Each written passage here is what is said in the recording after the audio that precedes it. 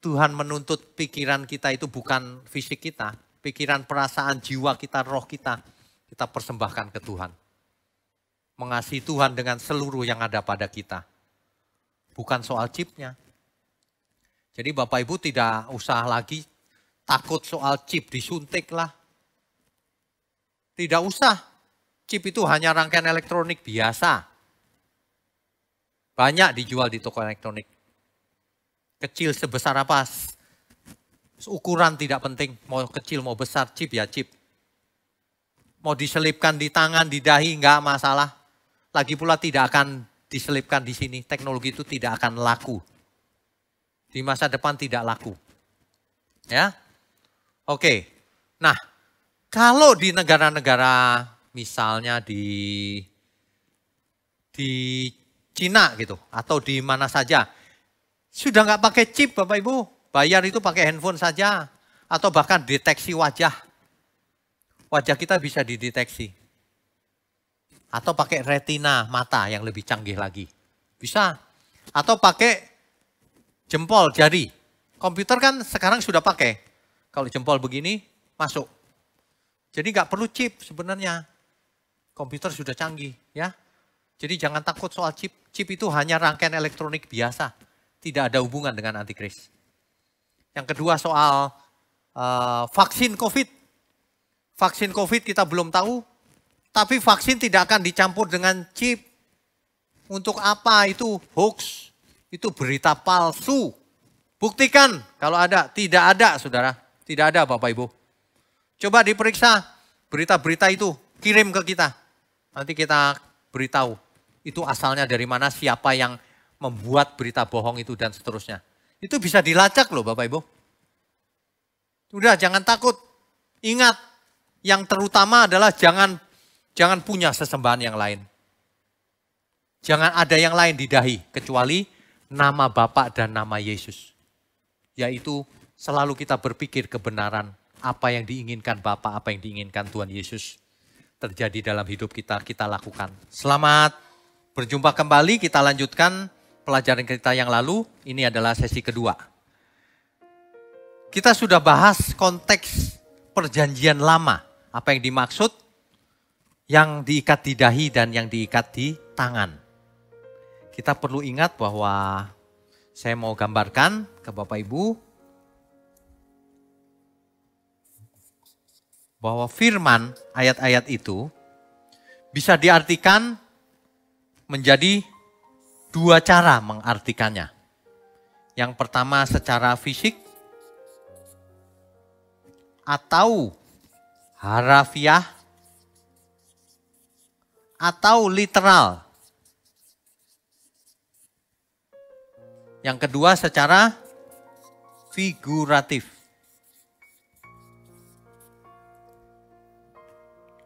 Kalau Tuhan memerintahkan bahwa ikat itu di dahimu, ikat itu di tanganmu. Kalau kita mengartikannya secara fisik, maka jadinya seperti umat Israel. Dia buat patam atau tefilin atau pulak terion tadi, kotak hitam tadi dikasih tali lalu diikat di dahinya. Kotak itu isinya adalah ayat-ayat Alkitab yang berisi perintah Tuhan tadi dari kitab Ulangan. Ya. Itu kalau diartikan fisik. Akibat sampingannya lagi kalau berpikir secara fisik, hari ini ada yang berpikir bahwa tanda itu adalah fisik, yaitu chip. Chip itu kan fisik. Padahal yang dimaksud Alkitab bukan fisiknya. Untuk apa kau ikat ayat-ayat di sini kalau kau nggak lakukan? Bukan itu. Alkitab sudah jelas sebenarnya, cuma tafsirnya manusianya yang salah. Ajar anakmu berulang-ulang. Nanti Tuhan marah loh kalau kamu punya Elohim lain. Elohim kita cuma satu loh ya. Figuratif. Ikat itu di dahimu. Ikat di tanganmu. Ingat-ingat baik-baik pikiranmu. Lakukan, taruh di tanganmu. Ingat itu ya. Jadi kita harus bisa memilah-milah mana yang maksudnya fisik, harafiah literal, mana yang figuratif. Kita lanjutkan. Mari kita baca kitab Wahyu, Bapak Ibu. Wahyu 14 ayatnya yang ke-9. Dan seorang malaikat lain, malaikat ketiga, menyusul mereka dan berkata dengan suara nyaring, jikalau seorang menyembah binatang dan patungnya itu, dan menerima tanda pada dahinya atau pada tangannya, maka, perhatikan baik-baik kalimat ini, harus membaca Alkitab tidak boleh buru-buru.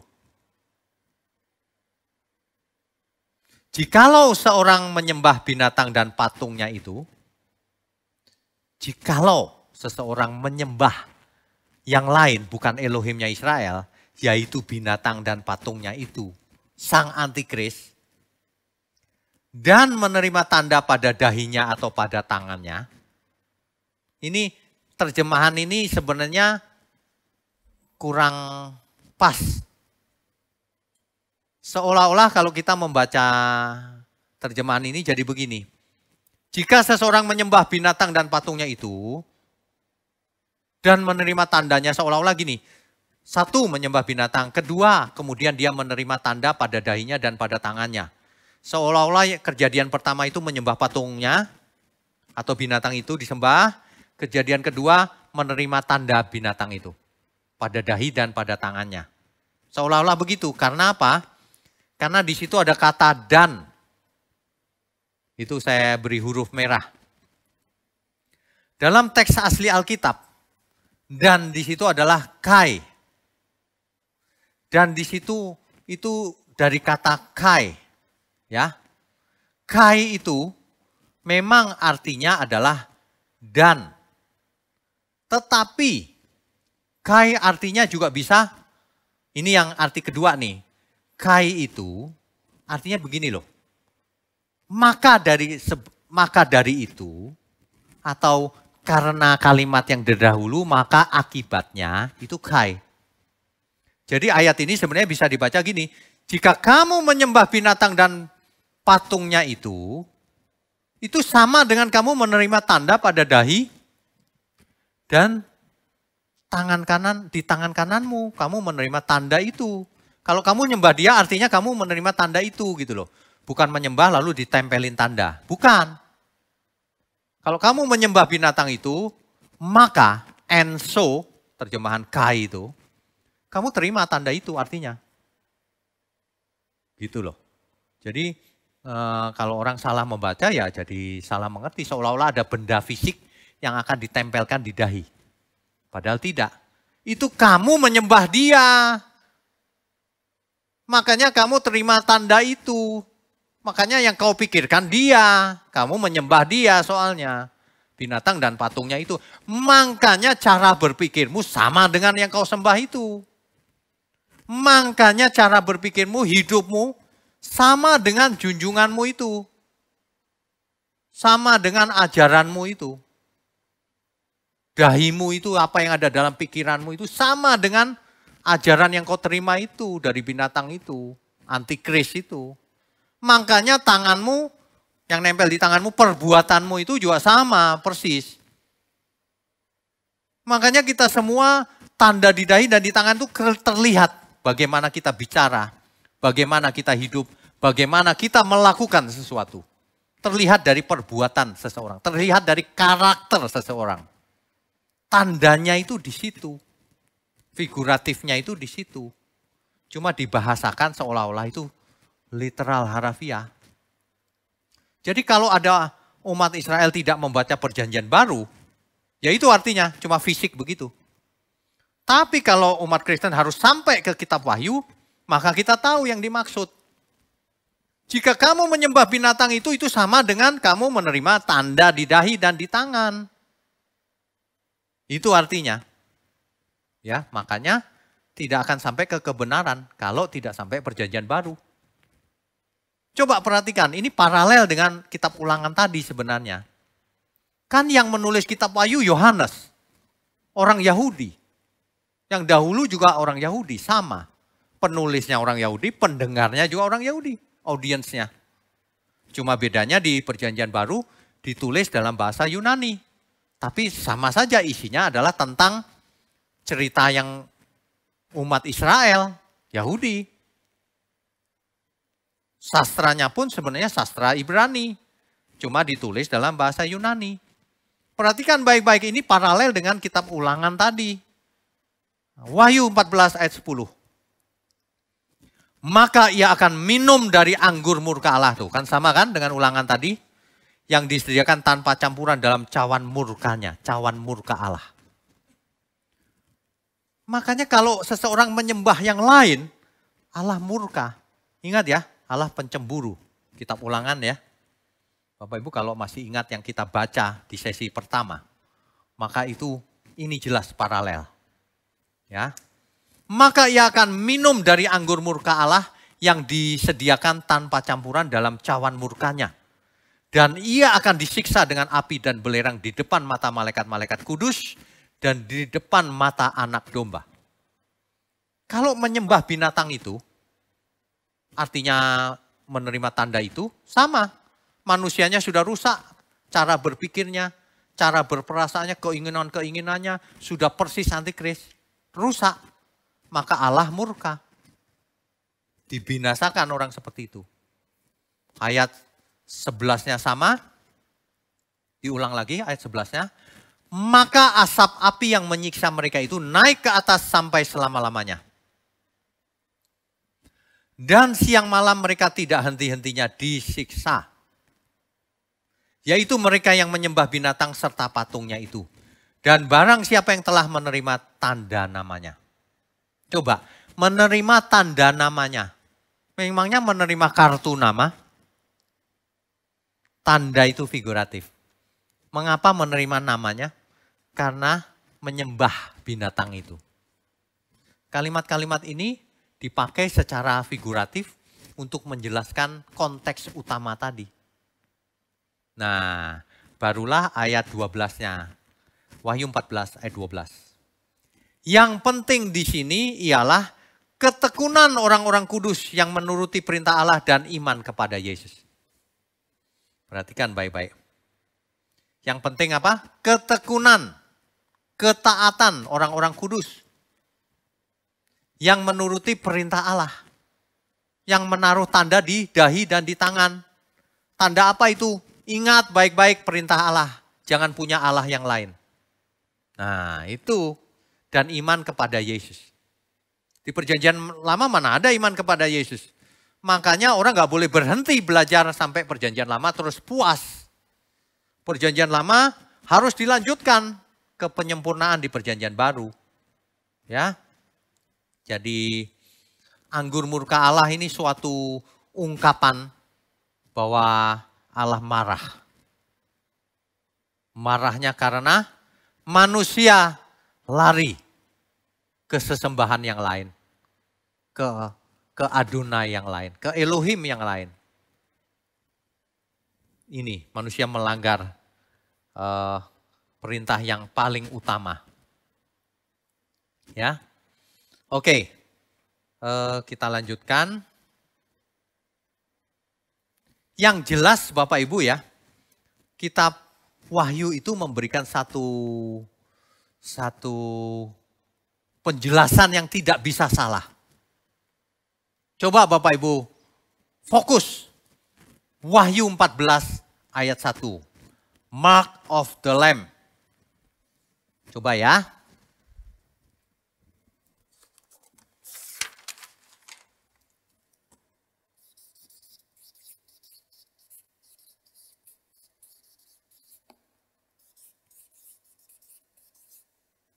Tanda anak domba. Mark of the Lamb. Tanda anak domba. Tentu saja ini berlawanan dengan mark of the beast.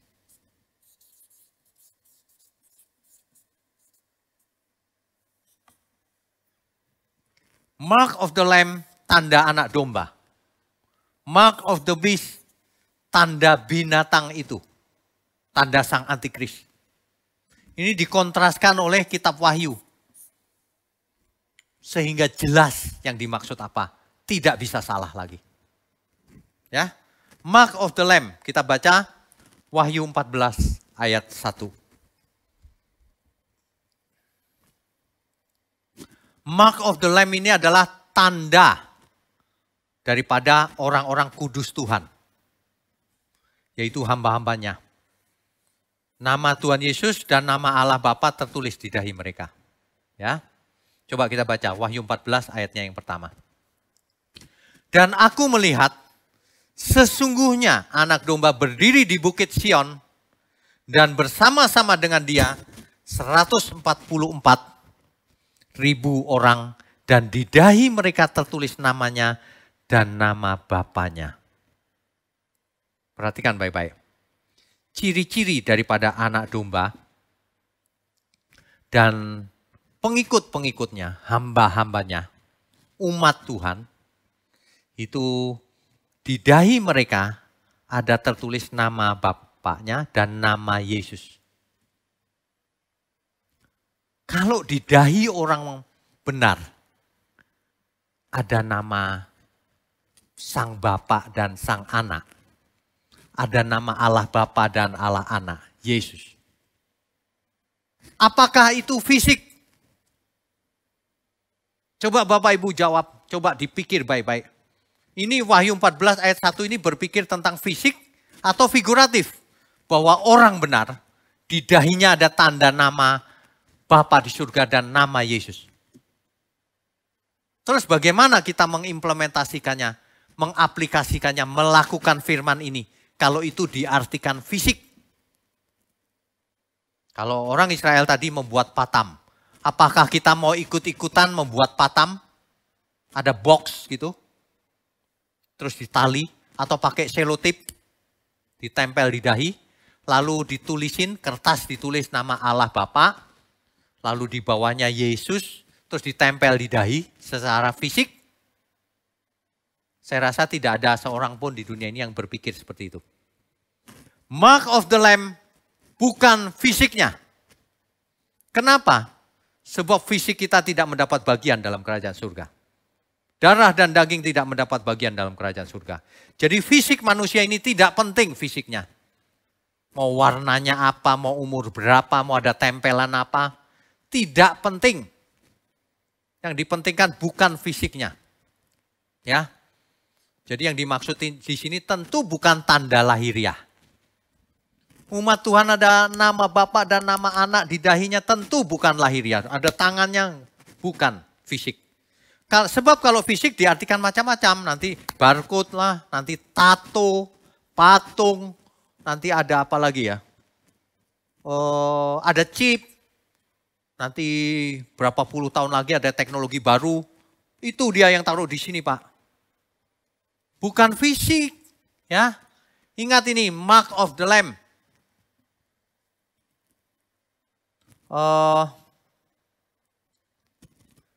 Lawannya adalah Mark of the Beast. Wahyu 14 ayat 9.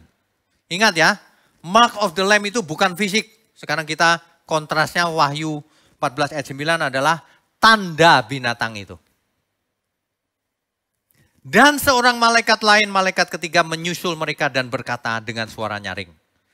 Jikalau seorang menyembah binatang dan patungnya itu, ini mengulang kitab yang tadi loh, kitab ulangan. Jika ada yang menyembah binatang dan patungnya itu, dan menerima tanda pada dahinya atau pada tangannya, ini balik lagi nih. Jika seseorang menyembah binatang dan patungnya itu, akibatnya ia menerima tanda pada dahi dan lengannya. Seolah-olah dia menerima pada dahinya dan di lengannya, bukan fisik yang ditempelkan. Jadi bukan tanda lahiriah, tato, barcode, chip, dan sebagainya. Sama, Mark of the Lamb versus Mark of the Beast. Mark of the Lamb non-fisik.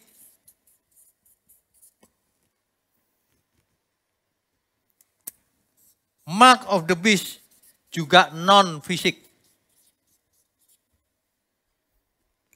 Bukan fisik. Kalau seseorang ada fisik, tanda fisik, tapi yang inti bukan fisiknya. Dalamnya fisik itu hanya sampingan. Kalau seseorang jatuh misalnya, terpeleset lalu robek sininya, lalu ada tandanya, yaitu karena akibat jatuhnya. Tapi intinya bukan di fisiknya, ada yang lebih penting. Ya, perhatikan nih, mark of the lamb non fisik artinya mark of the beast juga non fisik. Yaitu bukan chip, bukan benda-benda fisik, bukan ayat yang ditempelkan di sini. Bukan, sama sekali bukan. Jadi apa dong Pak? Ya kita sudah sering bicara sejak sesi 1 ya. Ajar itu berulang-ulang kepada anakmu. Jangan lupa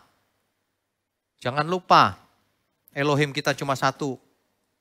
Tempel itu di dahimu, ingat-ingat terus. Kemanapun kau pergi. Ya. Ngomong-ngomong soal binatang itu. Binatang itu ada tandanya. Coba. Wahyu 13 ayat 18. Inilah tanda binatang itu. Yang dimaksud binatang itu pasti antikris. Yang penting di sini ialah hikmat. Barang siapa yang bijaksana, baiklah ia menghitung bilangan binatang itu, nomor binatang itu. Karena bilangan itu adalah bilangan seorang manusia. Ingat, antikris ini seorang manusia. Dan bilangannya ialah 666. Ingat, bukan 666. Nomornya, bilangannya itu adalah 666. Bukan 6 yang diulang 3 kali, bukan. Jumlahnya 666, maksudnya itu. Dan dia adalah seorang antikris, seorang manusia, bukan mesin. Sebab di internet banyak sekali yang membuat yang enggak-enggak. 666 itu internet katanya. Kenapa? Karena internet itu kan www. W itu huruf Ibraninya wow. Wow itu 6. Maka www itu wow 666 katanya. Bukan. Antikris kok internet. Antikris itu seorang manusia. Ya, ini dia. Siapa sebenarnya antikris? Ingat, ciri-ciri antikris ini adalah bilangannya kalau dijumlahkan 666. Dan dia seorang manusia. Seorang manusia di sini pasti laki-laki. Ya, oke. Dalam sastra Ibrani, ingat Yohanes adalah orang Ibrani.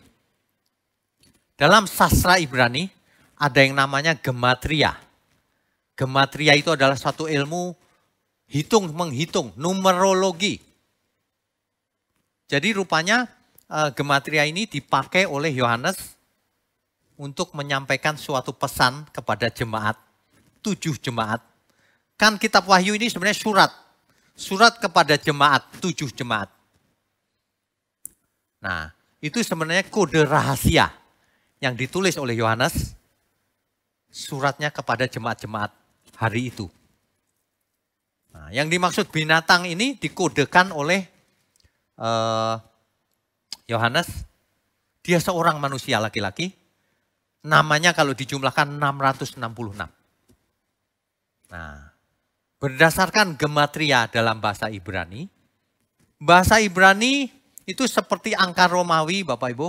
Karena di Indonesia familiar dengan angka Romawi ya. Angka Romawi itu kalau V itu artinya kan 5. Kalau X itu artinya 10. Nah bahasa Ibrani juga demikian, itu tabelnya tuh. Alef. Alef itu artinya 1. Bet artinya angkanya 2. Gimel 3 dan seterusnya. Jadi huruf-huruf Ibrani ini mempunyai angka. Nah rupanya nama Kaisar Nero. Kaisar Nero ini adalah satu kaisar yang sangat benci kepada kelompok orang percaya. Kepada orang Kristen di zaman itu. Orang-orang Kristen dikejar-kejar, dibunuh, disiksa. Diserahkan kepada kandang singa, dimakan singa. Wah ini Kaisar Nero ini jahat sekali saudara. Bahkan orang Kristen difitnah. Yang membakar kota Roma adalah orang Kristen katanya. Waduh, semakin banyak yang benci hari itu. Padahal yang membakar adalah dirinya sendiri, Nero. Waduh, Nero ini musuh utama hari itu. Rupanya Yohanes menulis, mengkodekan nama Nero ini. Dalam bahasa Nero ini kalau ditulis Perjanjian Baru itu kan bahasa Yunani. Nah, kalau dikembalikan ke bahasa Ibrani, ditransliterasikan ke bahasa Ibrani, maka itu menjadi nun, res, vav, nun, kaf, samek, dan res. Masing-masing bisa dijumlahkan namanya. Nun itu 50, res itu 200, vav itu 6, waw itu 6, dan seterusnya itu. Coba di kalkulator dihitung. Maka nama Kaisar Nero jumlahnya adalah 666. Itulah antikris di zaman itu. Hari ini kita tahu yang dimaksud itu dan masuk akal karena memang Kaisar Nero lah yang anti banget terhadap kekristenan. Nah, tetapi ada manuskrip yang ditemukan itu tidak semuanya jumlahnya 666. Ada teks lain yang tulisannya itu 616, 616. Bagaimana bisa menjelaskan hal ini? Sementara lebih banyak yang 666, tapi bagaimana kalau ternyata itu 616? Ternyata nama Kaisar Nero dalam versi Latinnya, kalau ditransliterasikan lagi ke bahasa Ibrani, jumlahnya 616. Jadi yang mana saja tetap kena, Kaisar Nero. Ini adalah pengkodean kitab Wahyu di zaman itu. Tetapi, ada tetapinya. Ayat-ayat di Alkitab itu terkadang sebelum ini, antikris masa depan. Ayat-ayat di Alkitab itu terkadang justru bercerita tentang masa depan. Selain masa hari itu. Rupanya bisa bermakna ganda. Mungkin enggak Yohanes dititipin oleh Roh Kudus untuk menuliskan bahwa ada antikris di masa depan yang sangat berbahaya. Selain yang hari ini Nero, Kaisar Nero. Tentu saja Yohanes tidak tahu apa yang dimaksud. Tetapi ayat ini sampai ke zaman kita hari ini. Nah, banyak sekali penafsir Alkitab yang selalu menafsirkan bahwa antikris itu di masa depan. Sebenarnya memang benar di masa depan itu kalau ditinjau dari waktu Yohanes menulis. Tapi kalau dari zaman sekarang ya belum tentu. Belum tentu masa depan. Ini masih menjadi misteri. Jadi siapa sebenarnya antikris berikutnya selain Nero? Sebenarnya kita bisa melihat ciri-cirinya di Alkitab sebenarnya. Coba kita baca ciri-cirinya yang pertama ya. 1 Yohanes 4 ayat 3. Dan setiap roh yang tidak mengaku Yesus tidak berasal dari Allah. Roh itu adalah roh antikris dan tentang dia telah kamu dengar bahwa ia akan datang dan sekarang ini ia sudah ada di dalam dunia. Ini kalau kita baca ini ya, ciri-ciri antikris itu sederhana sebenarnya. Kalau orang tidak mengaku bahwa Yesus Tuhan, nah itulah antikris. Sederhana bukan? Sebab ciri-cirinya seperti itu. Tapi Alkitab memberikan ciri-ciri banyak sekali sih. Contohnya 1 Yohanes 2 ayat 22. Siapakah pendusta itu? Bukankah dia yang menyangkal bahwa Yesus adalah Kristus? Dia itu adalah antikristus. Yaitu dia yang menyangkal baik bapak maupun anak. Jadi Bapak Ibu kalau orang menyangkal bapak atau anak menurut ayat ini, dialah pendusta itu, antikris maksudnya. Ya, ciri yang lain lagi. 2 Tesalonika 2 ayat 4. Yaitu lawan yang meninggikan diri di atas segala yang disebut atau yang disembah sebagai Allah. Ya. Bahkan ia duduk di bait Allah dan mau menyatakan diri sebagai Allah. Antikris ini akan duduk di bait Allah. Di mana bait Allah ada, dia duduk di situ. Dan mengaku sebagai Allah yang benar. Mengaku bahwa Yesus bukan Allah. Allah yang benar versinya dia, antikris ini. Nah, dengan demikian sebenarnya semua sudah jelas. Jadi tidak perlu belajar numerologi, gematria, dan sebagainya. Pokoknya kalau orang menolak antikris, ya menolak Kristus, yaitu antikris. Secara bahasa sederhana begitu saja. Ya, oke, kembali kepada arti tanda di dahi dan di tangan.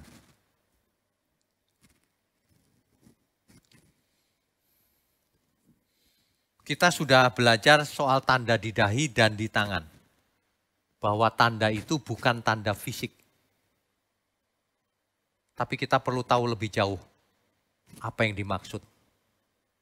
Makanya Perjanjian Lama tidak bisa menjelaskan lebih lanjut.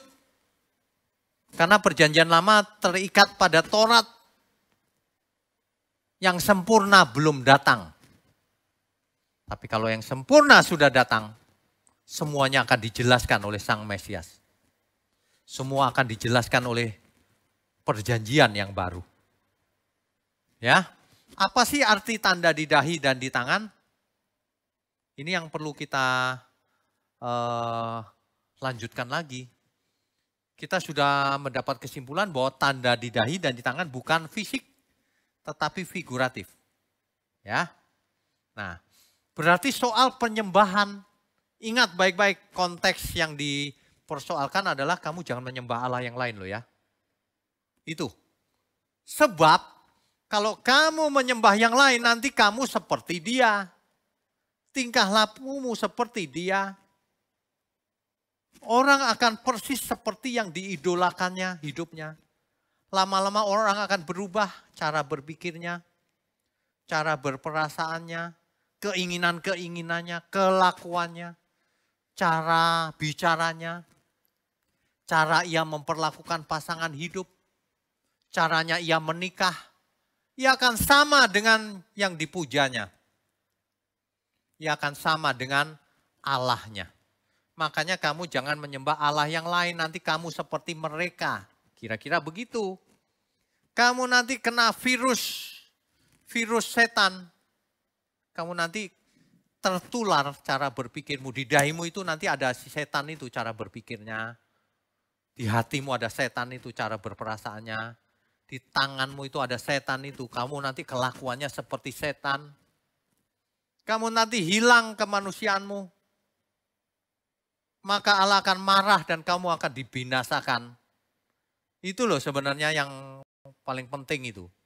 Jadi pengertian kita itu jangan dangkal, hanya fisik.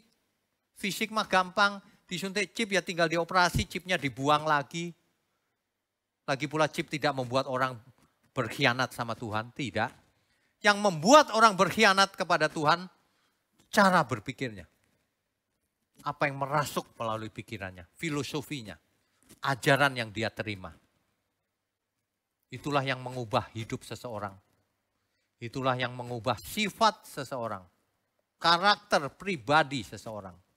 Itulah yang mengubah batiniah seseorang. Makanya dalam firman Tuhan dijelaskan berkali-kali, iman timbul dari pendengaran. Pendengaran akan firman Kristus. Akan firman Kristus. Makanya kita tidak boleh sembarangan mendengar atau melihat sesuatu yang tidak pantas untuk dilihat atau didengar. Tidak boleh belajar pada pihak lain selain Elohim Israel, Elohimnya Abraham, Ishak dan Yakub. Nanti kita kena virus cara berpikir yang enggak benar.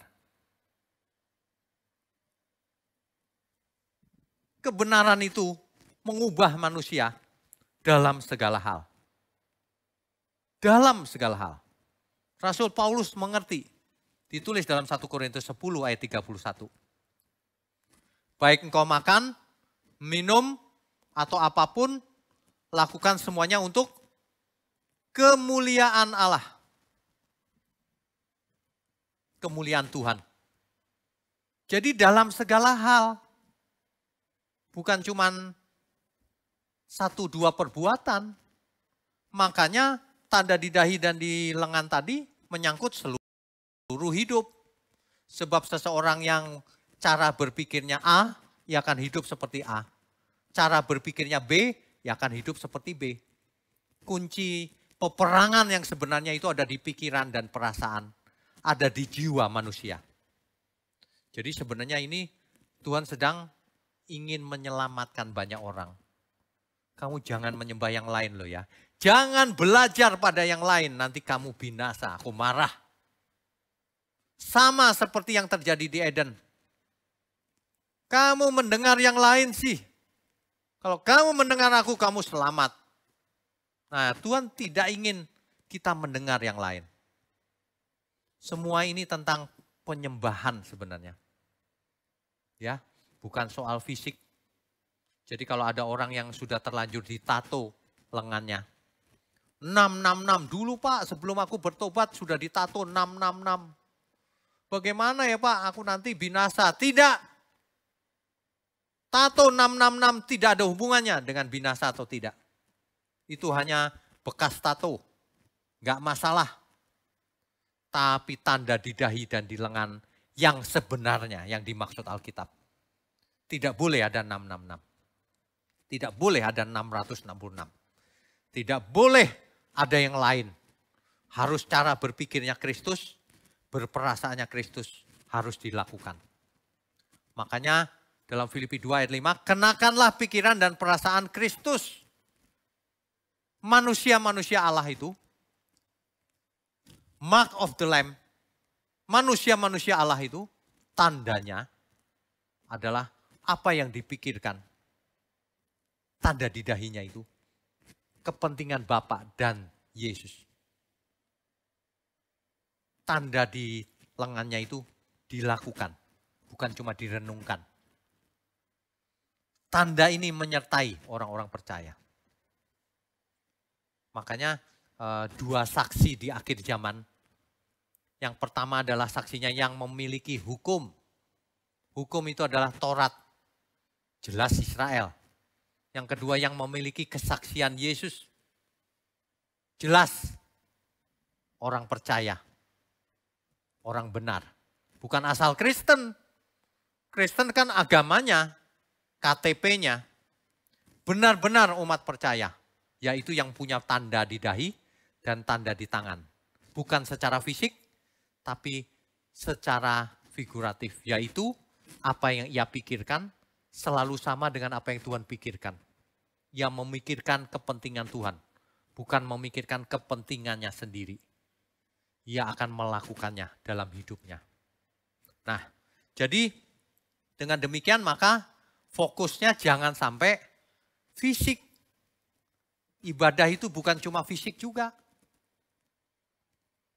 Ibadah itu bukan soal fisik, bukan soal hari Sabat.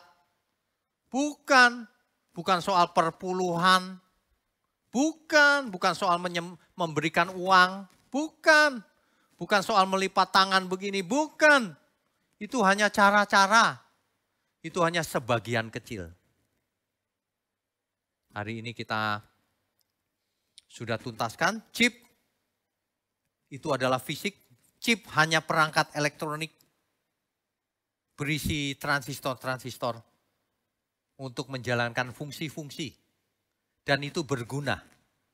Tentu saja bisa dipakai untuk kejahatan. Sama dengan pisau. Pisau bermata 2 bisa dipakai untuk kejahatan, bisa dipakai untuk kebenaran.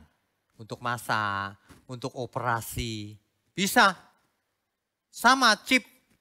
Chip bisa dipakai untuk berguna bagi manusia, bisa. Ini semua pakai chip kita. Komputer juga pakai chip. Tapi bisa dipakai oleh antikris, bisa juga. Tapi antikris tidak akan memakai chip ini hanya untuk mempengaruhi manusia, tidak bisa. Chip disuntik nggak mempengaruhi pikiran manusia. Sampai hari ini teknologi tidak ada yang bisa mengontrol pikiran manusia pakai chip. Tidak ada.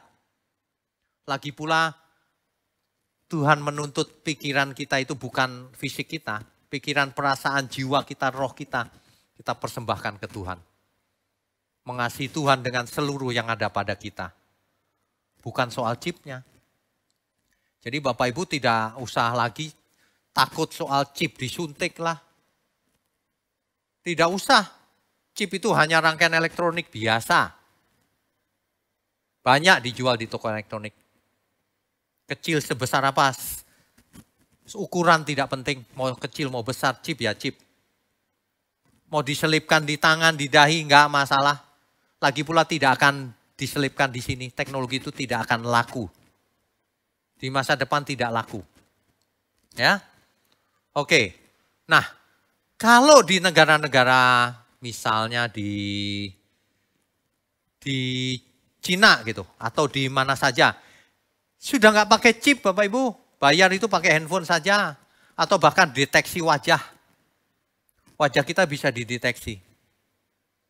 Atau pakai retina mata yang lebih canggih lagi. Bisa. Atau pakai jempol, jari. Komputer kan sekarang sudah pakai. Kalau jempol begini, masuk. Jadi nggak perlu chip sebenarnya.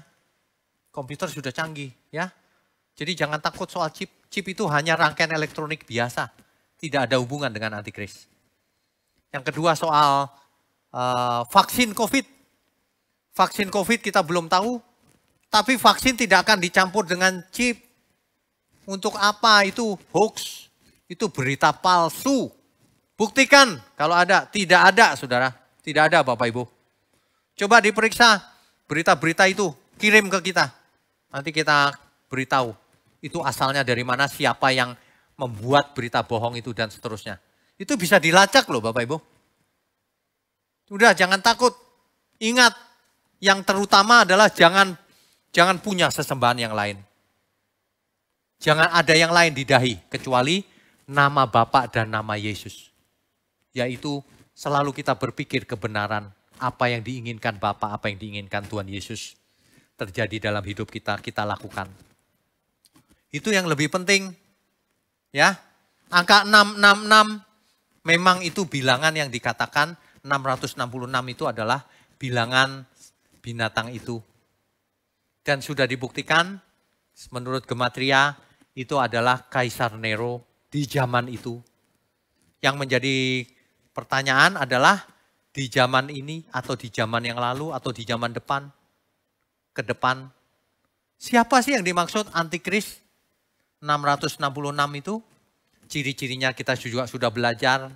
Sederhananya adalah semua orang yang mengatakan bahwa Yesus bukan Allah, bukan Tuhan. Kalau orang anti bahwa Yesus itu bukan Kristus, ya dialah antikris. Tidak perlu dihitung bilangannya juga sudah jelas. Apalagi kalau dihitung. Ya. Jadi hari ini kita sudah belajar. Bapak Ibu yang punya banyak pertanyaan silakan bertanya. Nanti kita buat sesi tanya jawabnya secara terpisah. Ya, supaya semua tuntas. Ingat di masa depan kalau ada berita baru lagi tentang apa, ingat bahwa tanda di dahi dan tanda di tangan bukan fisik. Jadi kita tidak perlu lagi bahas yang tanda-tanda itu secara fisik. Cuma mengundang sensasi saja. Tidak benar itu semua itu. Kita harus tahu kebenaran. Supaya hidup kita menjadi berkat, tidak takut apapun. Mengapa? Karena kita semua pasti mati. Tubuh daging ini pasti mati. Tapi sebelum mati, kenakan tanda di dahi dan di tangan. Yaitu nama Bapa dan nama Yesus. Jangan kenakan nama binatang itu. Kalimat ini kalimat figuratif. Ayo kita belajar cara berpikir Tuhan. Cara mindsetnya Tuhan. Cara berperasaannya Tuhan. Cara hidupnya Tuhan. Ayo kita lakukan. Maka kita akan menjadi umat Tuhan yang benar. Semuanya tidak ada yang menakutkan. Kalau kita di dalam Tuhan, kita nanti akan bersatu dengan Tuhan. Ingat, sebenarnya kita sudah disertai oleh Tuhan. Kita sebenarnya sudah diberikan apapun oleh Tuhan. Sekarang respon kita yang penting. Kita sudah diampuni dosa kita. Kita sudah disertai Roh Kudus. Roh Allah yang Maha Tinggi menyertai kita. Kita dimateraikan dengan Roh Kudus. Tanda bahwa kita milik Bapa di surga, milik Tuhan Yesus. Kita diberi Alkitab supaya kita belajar sesuai konteksnya. Kita disertai dalam segala hal supaya kita melakukannya. Agar dari ke hari, semakin hari, pikiran kita, dahi kita semakin penuh dengan kebenaran. Kelakuan kita semakin lama semakin benar. Semakin hari semakin sempurna, seperti yang Tuhan ajarkan, seperti yang Tuhan inginkan. Sekali lagi saya ingatkan, Tuhan Yesus berkata, jika engkau mengasihi aku, engkau akan melakukan segala perintahku. Mari kita mengasihi Tuhan. Mari kita membuktikan bahwa kita melakukan perintah Tuhan. Sampai sekecil-kecilnya. Amin. Amin. Sampai jumpa Bapak Ibu.